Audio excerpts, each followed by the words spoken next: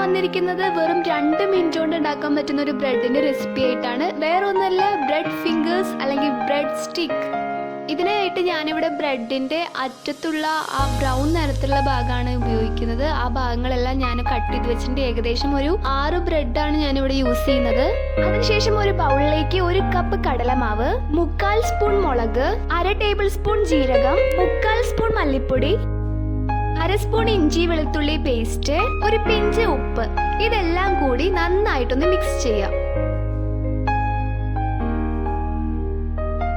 എന്നിട്ട് ഇതിലേക്ക് കുറച്ചായിട്ട് വെള്ളം ചേർത്ത് നന്നായിട്ട് മിക്സ് ചെയ്യാം.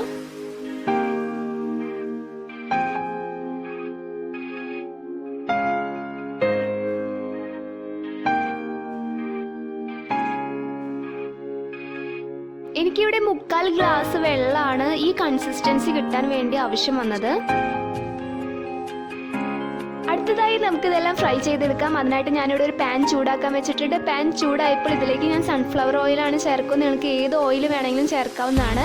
അതിനുശേഷം നമ്മുടെ ബ്രെഡ് പീസസ് എല്ലാം ഈ ബാറ്ററിൽ ഡിപ്പ് ചെയ്തതിന് ശേഷം ബ്രെഡ് ക്രംസിലൊന്ന് റോൾ ചെയ്യുക. ബ്രെഡ് ക്രംസ് എങ്ങനെയാണ് ബ്രെഡ് ഉപയോഗിച്ച് ഉണ്ടാക്കുന്നതെന്ന് അറിയാത്തവർക്ക് വേണ്ടിയിട്ട് ഞാൻ ഡിസ്ക്രിപ്ഷൻ ബോക്സിൽ കൊടുക്കുന്നുണ്ട്, അത് നോക്കി ചെയ്യൂ.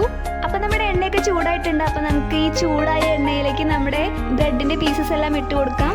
ടൈമിൽ ഗ്യാസ് ലോ ഫ്ലെയിം ആക്കാൻ മറക്കരുതേ. അപ്പോൾ ഏകദേശം നമ്മുടെ ബ്രെഡിന്റെ പീസസിനൊക്കെ ലൈറ്റിഷ് ബ്രൗൺ കളർ വന്നു കഴിഞ്ഞാൽ നമുക്കിതൊരു ബൗളിലേക്ക് മാറ്റി വെക്കാം. അപ്പം നമ്മുടെ ബ്രെഡ് ഫിംഗേഴ്സ് അല്ലെങ്കിൽ ബ്രെഡ് സ്റ്റിക്ക് റെഡിയാണ്.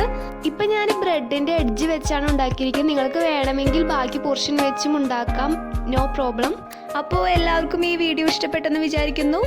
നിങ്ങൾക്ക് ഈ വീഡിയോ ഇഷ്ടപ്പെട്ടെങ്കിൽ ലൈക്ക് ചെയ്യാൻ മറക്കരുത്. നിങ്ങൾ എൻ്റെ ചാനൽ ആദ്യമായിട്ട് കാണുന്നതാണെങ്കിൽ സബ്സ്ക്രൈബ് ചെയ്യാനും മറക്കരുത്. അപ്പോൾ ഇതുപോലെ അടിപൊളി റെസിപ്പീസുമായി സ്വാദിഷ്ട വീണ്ടും വരുന്നതായിരിക്കും. Stay tune.